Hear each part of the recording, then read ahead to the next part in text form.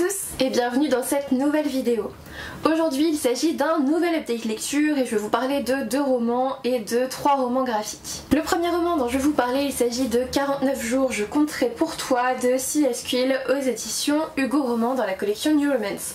Alors vous le savez, sur cette chaîne j'ai pas forcément l'habitude de lire beaucoup de romances, mais celle-ci me faisait super envie, en fait je trouvais ça super intriguant. Au niveau du résumé, on vous explique qu'en fait on va suivre Breen, ouais c'est ça, Breen, B-R-E-E-N quoi, qui est une jeune fille assez particulière parce qu'en fait quand elle commence une nouvelle relation, elle ne peut pas s'empêcher de noter le numéro du jour en fait sur sa main, c'est à dire que le premier jour elle a déjà un 1 sur sa main alors qu'elle vient juste de rencontrer le garçon. Moi, du coup c'était assez particulier parce qu'on se dit mais en fait elle tombe amoureuse dès le premier jour en fait, le truc un peu bizarre. Alors non, c'est pas le cas, même si ça va assez vite dans cette histoire, c'est pas du tout ça, et il y a surtout énormément de suspense sur le passé de Breen parce qu'on se doute qu'elle fait pas ça par hasard et qu'il y a une histoire derrière bien évidemment. Elle va rencontrer Sawyer lors d'un vernissage et elle va commencer à sortir avec lui assez vite. Sawyer lui aussi a un passé assez trouble, ou en tout cas une famille assez particulière. On va apprendre à la comprendre en fait au fil du roman, et en fait la plus névrosée des deux on va dire c'est Breen. Clairement c'est Breen avec ses jours sur la main et le fait qu'elle ne puisse pas aimer plus de 49 jours quelqu'un. C'est très particulier. Donc voilà, on va essayer de découvrir tout le passé de Breen en regardant un peu la romance entre Sawyer et Breen se mettre en place, et je vous avoue que je m'attendais pas du tout à ça. Oui, la romance est assez facile, oui c'est assez beau, voilà, c'est assez beau et idéalisé bien sûr, comme dans beaucoup de romances, ça reste prévisible. Vous lisez une romance parce que vous savez qu'à la fin ils vont finir ensemble, c'est globalement pour ça qu'on lit de la romance en général, il y a peu de surprises à ce niveau là, mais j'ai quand même été très étonnée par ce roman parce que le passé de Breen, je partais pas du tout sur ça, je ne l'avais pas vu venir. À un moment donné je m'étais posé un peu la question et puis finalement je me suis dit non c'est bizarre et tout, et bref j'ai été très étonnée par ce roman. La fin m'a bien plu, j'ai bien aimé le dénouement et surtout j'ai bien aimé être surprise en fait parce que je n'y attendais vraiment pas. Je ne vous en dirai pas plus. Franchement, si je devais le relire en sachant ce qui se passe, je le relirais parce que du coup il y a une double lecture qui est possible. Une fois que vous l'avez déjà lu et que vous savez ce qui se passe, je pense que le fait de le relire peut être intéressant pour voir tous les éléments qu'avait disséminé l'auteur par-ci par-là pour cette conclusion en fait, comme dans les thrillers, globalement c'est un peu ça. En tout cas, je suis vraiment très contente de l'avoir découvert. C'était vraiment une très bonne lecture pour moi. Si jamais vous avez envie d'une romance qui sort un peu de l'ordinaire avec un petit peu de suspense et puis un petit peu de surprise, allez-y, foncez, c'était vraiment une super lecture. Ensuite j'avais envie de découvrir Nous sommes l'étincelle de Vincent Villeminot aux éditions Pocket Jeunesse. Vous savez que Vincent Villeminot, je l'avais franchement bien aimé dans sa saga, c'était avec les ghouls là. J'ai oublié. J'aimais bien ça, c'était chez Casterman, j'avais bien aimé cette saga là, j'avais bien aimé aussi son roman en littérature blanche, et voilà, Vincent Villeminot pour moi c'est un auteur qui dissémine dans ses romans une certaine finesse et un certain esprit critique que j'aime beaucoup, et du coup j'avais très hâte de découvrir cette nouvelle parution.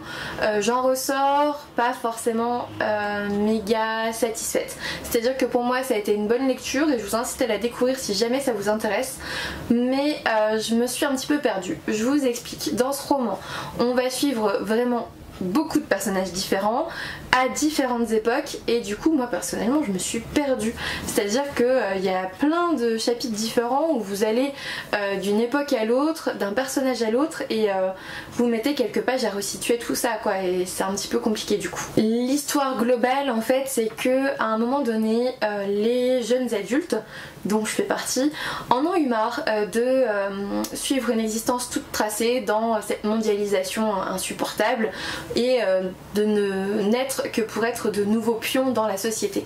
Et du coup ils ont décidé de tout plaquer et de se barrer en forêt, dans les champs, etc. Bref, de faire leur propre société sans vraiment de règles autres que la liberté et voilà, l'envie de faire autrement, l'envie de changement. Et dans ce roman en fait on vous montre à quel point ça a été compliqué à mettre mettre en place, à quel point c'est pas facile de tout changer du jour au lendemain et surtout les conséquences de tout ça. Donc tout ça j'ai adoré, c'était vraiment bien fait, il y avait un bel esprit critique, une belle finesse dans les mots choisis, c'était super bien et j'ai bien aimé la fin qui n'est pas non plus un méga happy ending et qui fait réfléchir, qui incite quand même à suivre ses rêves tout en avertissant sur les conséquences de ses actes en fait et de ses idées. C'est-à-dire que si vous voulez faire ce que vous voulez, vous pouvez très bien le faire. Dans la vie on peut tout faire, mais il faut en assumer les conséquences. Et pour moi c'était un petit peu ça ce roman, c'était on n'est pas forcément obligé de suivre la société, mais si vous la suivez pas au final, voilà, ça va pas forcément être la vie à la campagne comme vous l'idéalisez quoi, ça va pas être facile. Mais en même temps c'est possible, enfin voilà. Il y a plusieurs autres beaux messages dans ce roman qui sont plutôt sympas. Après moi je vous avoue je me suis un peu perdue dans les personnages et surtout dans les descriptions. Il y a des longueurs de descriptions qui m'ont un peu perdue, et quand déjà vous avez du mal à situer l'époque et le personnage que vous suivez, le fait d'avoir 3 pages de description c'est un peu compliqué, voilà. Donc je dirais qu'il y a que ça qui m'a un peu agacée. Après je sais que ça a beaucoup plu à d'autres, voilà, moi ça l'a juste pas fait au niveau de ces descriptions là, mais l'histoire de base j'ai beaucoup aimé, les messages j'ai beaucoup aimé, la plume en elle-même elle est d'une finesse rare, hein, c'est Vincent Vimino, donc j'aime toujours autant cet auteur, mais j'avoue que j'ai moins aimé ce roman là par rapport à d'autres. Voilà, on va dire ça comme ça. Maintenant, si l'histoire vous intrigue, écoutez, allez-y, découvrez-le, c'est vraiment sympa. En fait, les différentes époques, c'est pour montrer les différentes étapes de la rébellion, que ce soit avant, pendant et à plusieurs endroits, et puis le après avec toutes les conséquences qu'il y a. J'espère que j'aurai su attiser votre curiosité parce que c'était vraiment une belle histoire, même si je me suis un peu perdue parfois, c'était une belle histoire à découvrir. Ensuite, je me suis penchée sur Adèle, Tout ça finira mal de Monsieur Tan et Miss Prickly, donc c'est Mortel Adèle, pardon.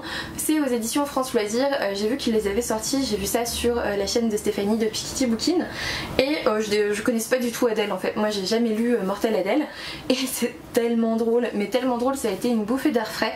En fait, vous avez des toutes petites histoires, vous voyez, c'est très très court, parfois ça fait juste ça quoi, et ça suffit. C'est bourré d'humour noir, c'est bourré de second degré, et c'est tellement, mais tellement drôle.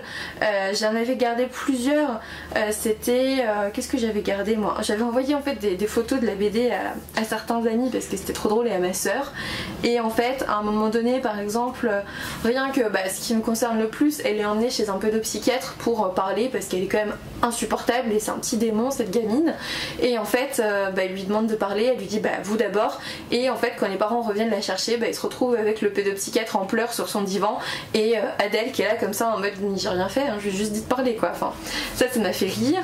Il y avait par exemple avec son petit amoureux, c'est hallucinant, celle que j'ai retenue c'est Adèle, je t'offre mon cœur, et elle lui dit mais t'as pas plutôt un goûter à me donner, tu vois c'est bien meilleur que ton cœur, et c'est trop drôle. Voilà, j'ai passé un super bon moment avec cette petite BD, c'était super mignon. Le pauvre petit chat, franchement je sais pas s'il va faire tous les tomes parce qu'il est pas très bien traité, hein, comme vous le voyez dans la couverture, il se retrouve dans un micro-ondes, le pauvre. Donc voilà, je vais assurément m'acheter la suite dans la même maison d'édition, à France Loisirs, parce qu'en fait ça coûte 8 € au lieu de 12, donc clairement ça vaut le coup. Je vais me les prendre parce qu'ils me font mourir de rire, même si ça se lit en un quart d'heure, hein, faut pas, voilà, ça se lit en un quart d'heure, donc voilà, après ça dépend si vous avez envie d'investir ou pas, parce qu'il y a quand même beaucoup de tomes, mais c'est sympa à découvrir. Et puis je vais finir rapidement avec 2 tomes de manga. Il s'agit de The Promised Neverland, les tomes 4 et 5 de Keiyu Shirai et Potsuka Demise aux éditions Kazé.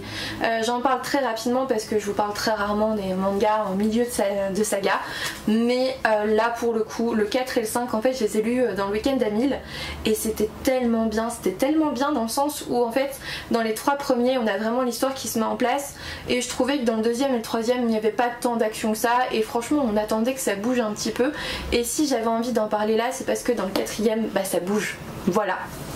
On va enfin découvrir ce qui se passe en dehors de l'orphelinat et vous êtes un peu obligé d'enchaîner avec le tome 5 parce que vous êtes en plein milieu d'un moment d'action en fait à la fin du tome 4 et moi j'étais là le dimanche mais non mais je peux pas m'arrêter là, il me faut la suite. J'ai toujours pas les tomes 6 et 7 mais ça ne saurait tarder et voilà, je voulais juste en parler pour dire que si vous trouvez que le premier était excellent et les 2 et 3 étaient un petit peu retombés comme un soufflet, je peux vous assurer que les 4 et 5 vont vous ravir parce qu'il y a plein d'actions, il se passe plein de choses, il y a un rebondissement mais terrible dans ces 2 tomes, là je sais plus lequel, il me semble que c'est dans le tome 4, il y a un rebondissement auquel je m'attendais pas, il est horrible, voilà donc c'est tout, je dirais que ça, et dans le 5 on découvre vraiment ce qui se passe en dehors de l'orphelinat et je peux vous dire que l'action n'est pas finie hein, et les surprises non plus parce que c'est un univers vraiment riche et j'attends vraiment d'en savoir davantage. Les enfants, je sais pas combien il va en rester à la fin mais ils sont pas quand même très bien hein, voilà, ils sont pas vraiment très bien non plus en dehors de l'orphelinat. Donc voilà, c'était juste pour dire ça sur cette saga. Foncez si jamais vous ne l'avez toujours pas découverte parce que vraiment c'est une saga coup de cœur pour moi de la fin 2018 et du coup début 2019. Et du coup je vais m'arrêter là pour cette update lecture. J'espère que ça vous aura plu. N'hésitez pas à me dire si vous avez lu certains des livres dont je viens de parler ou si vous font envie et si vous comptez les découvrir. Un petit pouce bleu, un abonnement si ça n'est toujours pas fait, voire un partage, ça me ferait super plaisir. Et puis moi je vous dis à bientôt pour une nouvelle vidéo.